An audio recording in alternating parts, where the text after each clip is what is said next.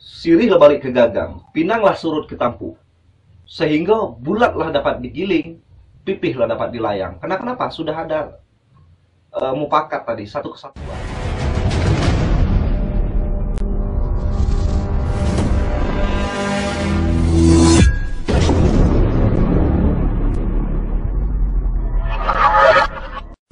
Assalamualaikum warahmatullahi wabarakatuh. Sahabat Andalas Channel yang budiman, jumpa lagi bersama saya Andi Andalas. Kali ini kita akan sama-sama belajar dan menggali nilai-nilai kearifan lokal, nilai-nilai luhur yang tersimpan dan terkandung. Tentunya itu masih banyak menjadi rahasia yang harus kita gali maknanya. Karena kenapa kami katakan demikian? Karena saat ini banyak sekali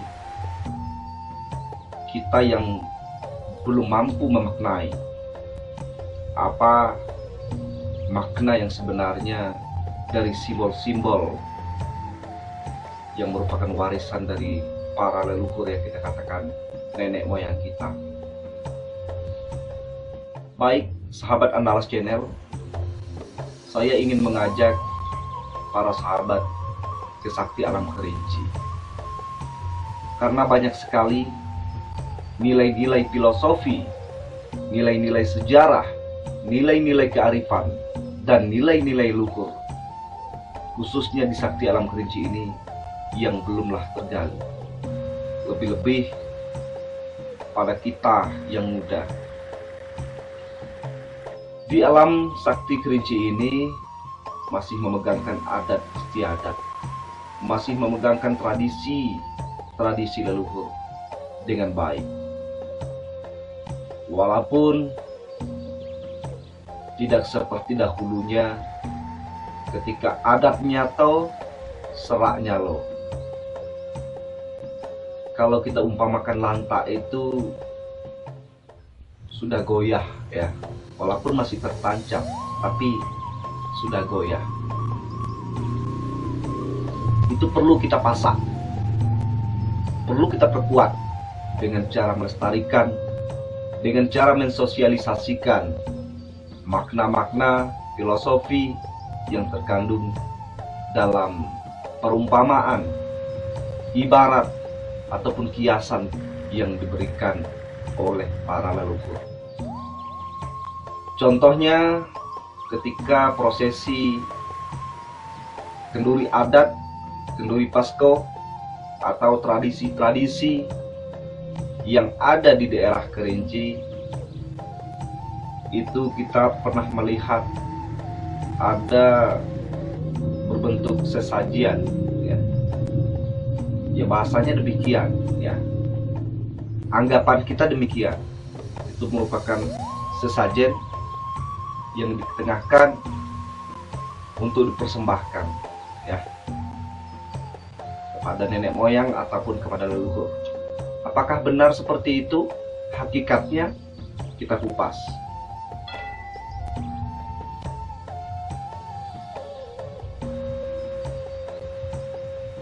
Di dalam kenduri adat, kenduri pasko, ataupun dalam sebuah prosesi menjalankan tradisi di Kerinci, kita lihat ada pisang yang sesike ya, beberapa pisang yang sudah disikat-sikat, disisir-sisir gitu. Kemudian ada sirih, ada pinang, ada gambir, ada kemenyan, ada bunga beraneka ragam ya, warna-warni ya, mulai dari yang harum semerbak sampai yang baunya menyengat, yang kurang sedap. Kemudian ada limau atau jeruk dengan berbagai macam ya, jeruk purut, jeruk limau padang, banyak sekali ya jeruk-jeruknya. Seterusnya ada lemang juga ya. Lemang itu kalau dari apa yang disampaikan oleh tetua-tetua dahulu ya, yang pernah kami berguru, itu tidak pakai santan, lemang hambar. Jadi kita gali satu persatu makna ataupun filosofi dari syarat-syarat tadi. Itu simbol-simbol ya. Semuanya ini kan simbol. Manusia ini simbol. Ini simbol. Simbol gelas seperti ini. Simbol pedang seperti ini. Kalau harimau ini simbolnya nyato belangnya gitu ya. Oke. Kemana dulu kita? Ke makna sirih. Apa makna sirih? Di dalam adat ada seloka ataupun petatah petitih adat sakti alam kerinci yang mengatakan bahwasannya sirihlah balik ke gagang. Apa itu? Sirih itu identik itu dengan gagang ya, gagang sirih, tangkainya tempat dia melekat dengan batang gitu ya. Jadi kalau sirih nggak punya gagang berarti dia bukan sirih ya, sirih kejadian. Sirih itu identik dengan gagang, maka dijadikan sebuah seloka, sirih balik ke gagang. Artinya antara sirih dan gagang itu tidak bisa dipisahkan, satu kesatuan. Maknanya apa? Maknanya sebenarnya itu tuh untuk menyusun ya, anak buah, anak penakan, anak cucu, anak keturunan ya, supaya tetap bersatu, supaya tetap melekat. Kayo tidak bisa tidak pakai kami tidak bisa tidak pakai kayo. Saudara tidak bisa tanpa saya pun tidak bisa tanpa saudara. Ekosistem ya, mungkin begitu bahasanya. Itu makna sirih itu tadi ya. Makanya setiap ada hajatan ataupun acara-acara, baik itu kenduri, pesta pernikahan, turun mandi dan segala macam, kita diberikan sirih. Kenapa mereka memberikan sirih dengan kita? Karena mereka kenal. Kalau tanpa dikenal atau beri sirih, ini sirih apaan? Kan gitu, kita bertanya. Nah, maka lazimnya yang memberikan sirih itu anak betino yang masih kerabat kita, keluarga kita. Diberikan sirih itu menandakan ada hubungan ya, mari bersatu katanya. Nah, sirih balik ke gagang. Itu makna sirih. Kemudian makna pinang. Seloka adat mengatakan pinanglah surut ke tampuk. Nah, apa? Ya pinang itu identiknya dia punya tampuk. Ya, sama seperti sirih tadi gagangnya. Filosofinya sama. Ya, filosofinya sama. Ini dari pemahaman kami ya, berdasarkan tentunya bukan saja pemahaman, tapi melalui apa yang kami gali, kami pelajari. Sirihlah balik ke gagang, pinanglah surut ke tampuk, sehingga bulatlah dapat digiling, pipihlah dapat dilayang. Kenapa? Sudah ada mufakat tadi, satu kesatuan, ya, sudah bersatu. Kemudian makna gambir, ya. Tapi biasanya kalau orang memberikan sirih pada anak jantan itu dia nggak lengkap. Kalau makna ada sirih, ada pinang, ada gambir, ada kapur lengkap, itu kan biasanya untuk dimakan, ya. Orang tua-tua dulu kan suka nyirih, ya banyak sekali manfaat dari nyirih ya. Selain dari memperkuat gigi juga, membersihkan kuman-kuman gigi juga, salah satu nilai yang baik tentunya. Nah, ini kita kupas ya. Makna gambir itu apa? Gambir itu mengajarkan kita dalam kehidupan ini. Gambir itu pahit loh. Tapi walaupun pahit, itu jangan cepat dimuntahkan. Kenapa? Agama mengatakan syara ngato. Ya, baik menurut kita, belum tentu itu baik menurut Allah Subhanahu wa Ta'ala. Tetapi kalau itu baik menurut Allah Subhanahu wa Ta'ala, sudah barang tentu itu baik untuk kita. Kenapa? Karena Allah Subhanahu wa Ta'ala itu senantiasa memberikan yang terbaik untuk hamba-hambanya, untuk para makhluknya. Ya, dia tidak pernah zolim, dia tidak pernah menganiaya. kalian sendiri, kita sendiri yang menganiaya diri kita. Itu firman Allah. Silakan disimak. Dan manis jangan cepat ditelan. Itu tadi, ya. Tapi gambir kalau kita sabar mengunyahnya, lama-kelamaan itu akan manis. Makanya ada juga ungkapan itu, berakit-rakit ke hulu, berenang-renang ke tepian, bersakit-sakit kita dahulu, bersenang-senang kita kemudian. Memang kita harus bersusah payah dalam kehidupan ini. Kita harus beribadah. Beribadah itu bukan untuk Tuhan, bukan untuk Allah, tapi untuk diri kita sendiri. Anggaplah itu sebuah perbuatan yang membuat kita bersusah-susah. Tetapi insya Allah dengan lillahi ta'ala, niat kita, ilahi anta maksudi waridiyakal matlubi, maksud dan tujuan kita hanya Allah. Insya Allah, Allah akan memberikan ganjaran yang setimpal dengan apa yang sudah kita lakukan di dunia ini.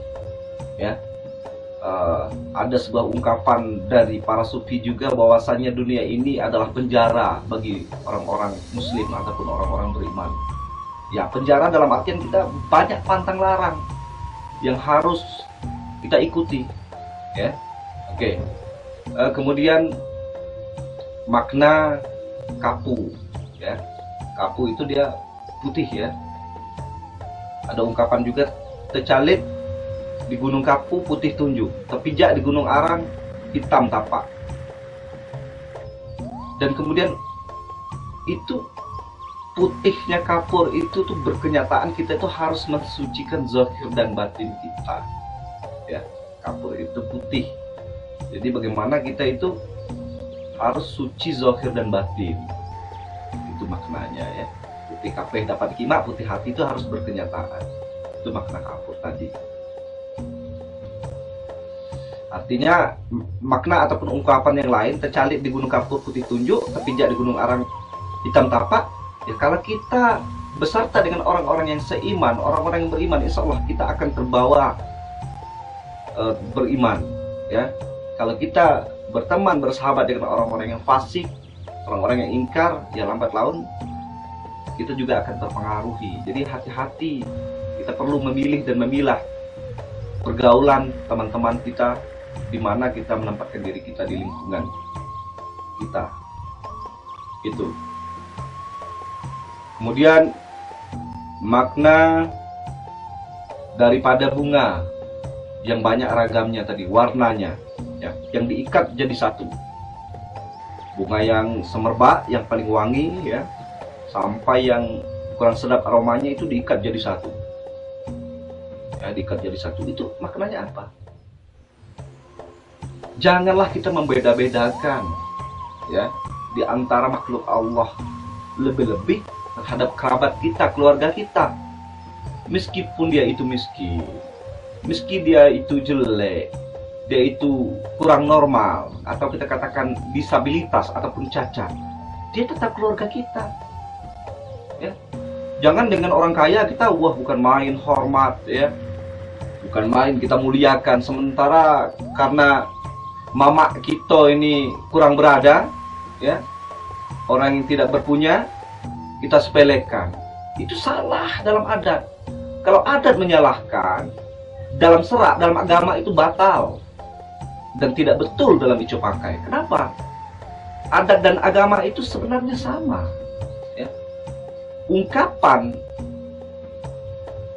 Ungkapannya saja yang berbeda, istilahnya saja yang berbeda, hakikatnya sama. Itu makna bunga itu tadi, ya. Tidak bersisi, tidak berhinggo katanya. Duduk kita sama rendah, tegak kita sama tinggi. Atau duduk kita sama sakti, tegak kita sama keramat. Begitulah yang diajarkan oleh para leluhur kita. Jadi itu semua bukan sesembahan untuk mereka, untuk mengajarkan kita nilai-nilai kearifan, nilai-nilai filosofi. Makanya mereka dulu mengatakan alam itu terkembang menjadi guru. Nah, segala sesuatu apa yang bisa kita pelajari dari syirik tadi, itu guru bagi kita. Makanya kita harus paham kias. Itu kan kiasan. Kenapa lantas kita katakan syirik? Karena kita tidak paham tentang makna dan filosofinya. Makanya dipelajari itu, ya. Tidak ada. Mereka sudah dulu mengenal Tuhan. Oh, makanya mereka berani mengatakan berjalan menuju lurus, berkata menuju benar. Kalau kita sekarang, coba, janji tidak ditepati, ikrar tidak dihuni, apa yang kita sudah perbuat tidak ditunggu, gitu. Ditunggu sama aja, tidak kita tepati, gitu. Makanya dalam adat tiba di ternak, ternak dipelihara, kan gitu. Tanggung jawab. Itu salah satu makna dari nilai-nilai luhur yang sudah diwariskan. Jangan kita salah kaprah ya sebagai generasi muda, khususnya. Kenapa? Mereka menaruh harapan besar terhadap kita. Hilang tubuh berganti badan, hilang tua berganti muda. Turun temurun, gili begili, ganti berganti, sejak dulu lah sampai sekarang. Itu harus kita pakaikan, tapi harus dengan ilmu. Itu kan sama dengan kita beramal. Jangan kita sangka beramal, beribadah itu hanya sholat saja, naik haji saja. Banyak amalan-amalan. Membuang duri di jalan, jangan sampai mengenai orang, itu sudah merupakan amal, sudah merupakan ibadah. Ya. Jadi beribadah itu harus dilandasi dengan ilmu. Kalau ibadah tanpa dasar ilmu, maka akan sia-sia apa yang kita perbuat. Dan kalau kita sudah berilmu, kemudian kita tidak bawa beribadah, maka kita akan celaka. Ilmu itu sendiri yang akan merusakkan dan membinasakan diri kita. Oke, yang terakhir, makna daripada lemang yang tidak pakai santan, hambar. Nah, ada sebuah ungkapan, jangan lemak kena santan, manis kena gula. Ya. Jangan mau enak kena santan, manis kena gula. Ya. Kenapa? Dek manis gula, karena manis gula matilah semua. Karena tamak, rahmat dicabut. Gitu. Ya artinya sama dengan apa yang kami sampaikan tadi. Mentang-mentang dia orang kaya cepat, itu kenapa? Dia punya pangkat, punya jabatan, punya uang. Ya. Kita cepat-cepat. Sampai-sampai meninggalkan saudara kita yang tidak berpunya. Ke orang lain bukan main pandai. Ke sana family tidak. Agama juga mengatakan demikian. Perhatikan dirimu dan keluargamu. Itu firman Allah. Perhatikan bagaimana? Perhatikan, lihat begini, bukan begitu. Perhatikan itu amalan kita. Etika, adab, sopan santun, tata krama. Hablum minan nas. Belum sempurna hubungan manusia dengan Allah sebelum dia menyempurnakan hubungan sesama manusia, sesama makhluk Allah. Makanya manusia itu khalifah yang pandai memelihara, pandai mengatur alam ini. Wakil Allah manusia ini jailu fil ardi khalifah. Itu kata Allah di hadapan majelis para malaikat. Dia hendak menciptakan manusia itu untuk menjadi wakil dia di atas bumi ini untuk mengatur. Ya, insya Allah untuk sahabat Analas Channel, mungkin pembahasan kita untuk kali ini sampai di sini dulu. Mudah-mudahan bermanfaat, terutama bagi pribadi kami sendiri dulu. Jika ada baiknya, silakanlah dipungut bagi sahabat-sahabat. Kami masihlah juga dalam proses dan tahap belajar, karena sesuai dengan kata adat tadi, kian tahu, kian bertanya, kian pandai, kian belajar. Demikian, tergeser di waktu naik, tersinggung di waktu turun. Kepada Allah kita mohon bertaubat, pada Nabi kita mohon syafaat, kepada sesama manusia kita mohon saling maaf. Wabillahi taufiq wal hidayah. Assalamualaikum warahmatullahi taala wabarakatuh.